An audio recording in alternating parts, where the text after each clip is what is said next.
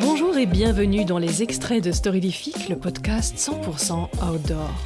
Tu vas pouvoir découvrir ici un aventurier très sympa qui m'a contacté par un froid matin de novembre pour m'annoncer qu'il se lançait dans une traversée de l'Atlantique à la rame, mais surtout en kayak, ce qui est assez rare. Cyril Desremeaux a réussi son pari puisqu'il a remis pied à terre le 4 mars 2025 après 71 jours en mer. Tu as choisi l'ultra, je suppose que c'est aussi parce que tu aimes le temps long.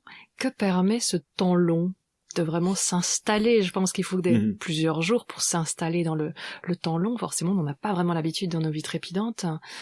Ouais. Alors c'est difficile à mettre en place parce que pour voir, tu vois, gérer le travail et pour partir 3 mois, pendant ces 3 mois, il faut quand même payer la maison, il faut payer, tu vois. Donc c'est au niveau logistique et financier, c'est difficile. Mais je pense que j'ai choisi ces aventures-là parce que il y a personne qui peut m'en empêcher de le faire. Je vais t'expliquer comment j'explique ça. C'est-à-dire que si je veux être basketballeur professionnel, bon, il faut avoir du talent, il faut être bon, et tu vois, de la compétition. Si je veux être chanteur, si je veux être peintre, c'est les autres qui jugent de ta capacité ou non à le faire. Là, non, je peux être aventurier, je prends un bateau, je le fais, il y a personne qui m'arrête. Que je réussisse ou non, il y a personne qui peut m'arrêter, je le fais.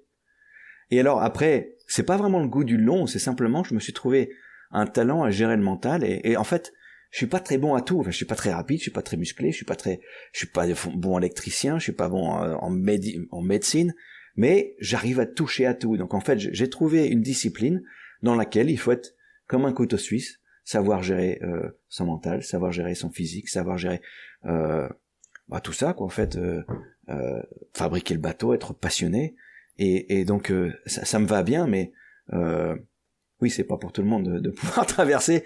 Après. Par exemple, ce qui est intéressant, c'est que moi je suis extroverti et je suis pas introverti du tout. Donc quand tu parles du temps long, la solitude, moi je savais pas comment la gérer, comment je vais faire. J'adore les gens. Tu vois, si je suis tout seul à la maison, j'ai envie d'appeler des potes parce que c'est comme ça que je prends de l'énergie. J'adore ça.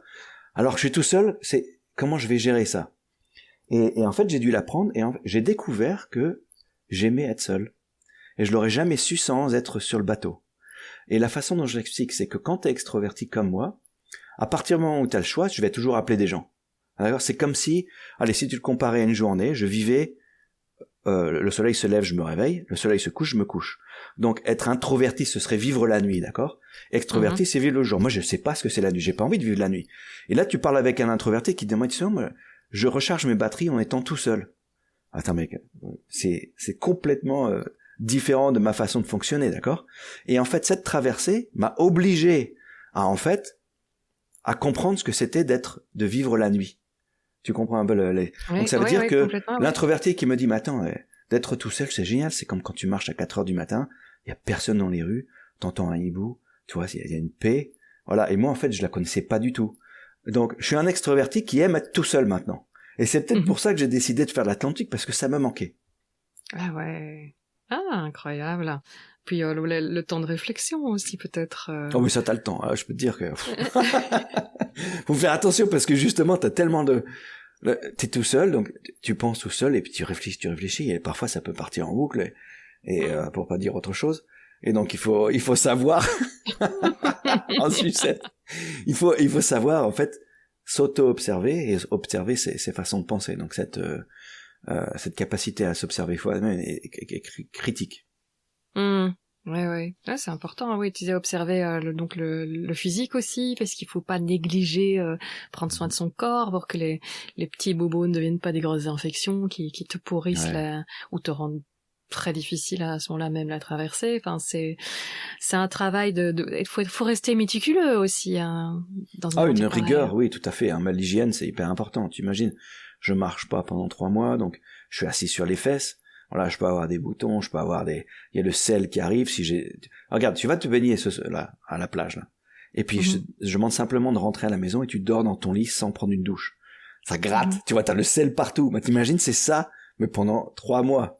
je suis obligé d'enlever le sel, je suis obligé parce que voilà, c'est une discipline. Tu me rappelles un truc, une fois j'étais en vacances et j'avais tellement foiré, mais je suis pas très bonne, très rigoureuse pour les horaires et j'ai failli louper mon avion parce que j'étais dans la mer et puis à un moment on dit mais tu repars pas aujourd'hui toi? Si bah, mais tu sais qu'il est temps, donc j'ai tout mis dans ma valise comme ça, et j'ai pas eu le temps de prendre la douche justement, tu vois.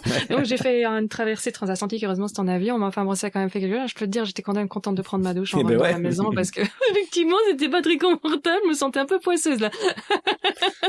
Ouais, en fait il faut vraiment faire très attention à tous ces détails parce que les détails ça peut vite partir à créer un problème. Tu vois, si tu t'hydrates pas suffisamment, tu commences à avoir mal au muscle, t'as mal à la tête, et puis t'as mal à la tête 1 jour, 2 jours, 3 jours, t'as beau prendre un médicament, tu vois, ça, c'est pas ça, t'es déshydraté, ça fait que, en fait, tu perds du poids, t'es plus lucide, et voilà, ça part très très vite, hein. Voilà. Ouais. Ok. Et le mental, tu avais dit que tu as travaillé la gestion de ton mental avant, tu as travaillé avec un coach mental, en fait. Ouais, j'avais un coach, alors ça, c'est une des obligations de ce type d'expédition, c'est d'avoir une équipe autour de soi. Et moi, le coach mental, je voulais savoir s'il y avait des techniques que je pouvais appliquer. Bon, voilà, je serais tout seul, je sais pas comment gérer le mental, comment gérer la solitude, les peurs, le confinement de la cabine pendant une tempête, ou bien au contraire l'immensité de l'océan, la profondeur des mers, tout ça. En fait, comment est-ce que tu fais pour gérer simplement ton mental, ton émotionnel? Et donc j'avais un coach, et puis après moi, c'est la méthode du débutant, hein, j'essaye tout, hein. J'ai fait de la méditation zazen, j'ai fait le cold plunge, tu vois, c'est dans l'eau très très froide voilà. Et je pense que comme j'avais pas vraiment de méthode qui est bulletproof, hein, qui te permet d'être sûr, bah j'ai tout essayé. Et puis bon, après tu t'apprends un peu sur le tas aussi, hein. Oui, bah, bien sûr, ouais. Et alors, qu'est-ce qui a le mieux fonctionné à l'autopsie? Parce qu'effectivement, c'est le terrain après qui dit, tiens, ça c'était intéressant à faire quand même. Alors, en fait, j'avais un très bon support terrestre. J'avais un copain qui s'appelle Dave, qui m'a fait les 2 traversées avec moi. Bon, lui, il est support terrestre, il me connaît très bien, c'est un copain avec qui j'avais fait des courses de 800 km en canoë. Mais, en fait, il est proche, mais il arrive à gérer les informations sans être émotionnel, d'accord? Il va vraiment les regarder que sur du factuel.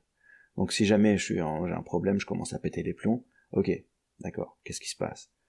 Comment est-ce que t'es arrivé là? Tu vois, il est très très posé. Et en fait, ce support terrestre, qui finalement est simplement un échange de texte, hein, parce que j'ai un téléphone satellite et je peux texter avec lui, je dis voilà, je suis hyper transparent avec ce que je ressens, et puis il me donne une perspective simplement en disant bah pourquoi t'essayes pas ça? Bon, d'accord, tu sens ça, est-ce que tu crois que c'est à cause de ça? Et donc ça m'a beaucoup aidé, peut-être plus que n'importe quelle préparation mentale avant. Pour bien retomber sur ses pieds, on a intérêt à avoir un bon why et à savoir vraiment pourquoi on le fait. Ah mais ça je l'ai pas. Je me demande pas parce que je l'ai même pas. Ouais, oui. Donc toi tu suis ton instinct, tu suis ce qui te fait vibrer et puis feu quoi. Et c'est ça que les gens ont du mal à comprendre. Mais pourquoi tu veux faire ça? Tu peux risquer ta vie. Et moi c'est juste, mais j'ai envie de le faire. Pourquoi pas? J'ai envie de me sentir vivant. Alors après je peux te dire, oui, j'ai envie de vivre la vie au maximum, j'ai envie de sentir ce que c'est, de pousser le quai, de partir à l'inconnu, de gérer le danger, il y a tout ça, mais en fait, vraiment, je le sais pas vraiment. Pourquoi David Bowie chante? Bah, puisqu'il a envie de chanter, quoi, tu vois? Tu te sens cette passion de faire quelque chose qui est plus fort que toi, de te révéler dans une activité qui t'appelle, et puis est-ce que on a vraiment besoin de le savoir, le pourquoi on le fait? Ouais, je crois que tu viens de le répondre, hein. Ça n'a pas, enfin, ce n'est peut-être pas le genre de pourquoi auquel on est habitué dans nos sociétés, parce que vivre ses rêves, ça fait pas sérieux. Comme tu disais, bah, t'as commencé comme ça avec ton sac à dos à 25 ans, ça n'est toujours pas tout à fait conventionnel, donc ça interroge, mais. Oui, en fait, c'est parce que les gens qui te posent cette question regardent ce que tu fais avec leur filtre. Voilà. D'accord, leur décision, leur façon de faire des choix dans leur vie. Donc bien sûr, on comprend pas, mais moi j'ai commencé le kayak il y a 15 ans, j'avais 32 ans, j'ai décidé de traverser en solitaire, j'avais 40 ans, c'était que 10 ans après. C'est fou quoi, mais pour moi ça avait du sens. Pendant 10 ans, j'ai fait un cheminement en disant pourquoi pas, je vais essayer ça, et puis j'ai vraiment eu du plaisir, pourquoi pas le prochain, pourquoi pas voilà, et puis voilà, il n'y a pas vraiment de pourquoi. Ouais. Donc tu disais, voilà, le plus important, c'est vraiment de sentir, d'être attentif à ce qui nous fait vibrer et puis d'aller dans cette direction-là. Pour toi, ça, c'est une chose importante. Hein. Oui, parce que c'est très triste de faire le contraire, de sentir un appel et de pas le faire. Alors que moi, c'est ça, mais si t'as envie de peindre, bah peins. Ah, j'ai pas le temps, trouve le temps. Mais tu veux faire de la guitare, tu veux faire des photos de papillons autour du monde, fais-le. Tu vois. c'est ça qui est dommage, c'est de pas le faire. Si cela t'a plu, eh bien de 1, on se retrouve tout de suite dans l'épisode 111 et de 2, n'hésite surtout pas à en parler à un ami ou à un inconnu pour les plus audacieux. Vos recommandations aident énormément le podcast à se faire connaître et comme plus il y a d'oreilles, plus on plante, en voilà une nouvelle qu'elle est bonne. Tu peux t'abonner à la newsletter ou aux réseaux sociaux de Storylific pour être tenu au courant des sorties. Tout est repris dans les notes et tu peux aussi écrire un avis sur ta plateforme d'écoute. Les recommandations aident également beaucoup le podcast à se faire connaître. Et quoi que tu fasses aujourd'hui, eh bien, fais-le bien. À bientôt.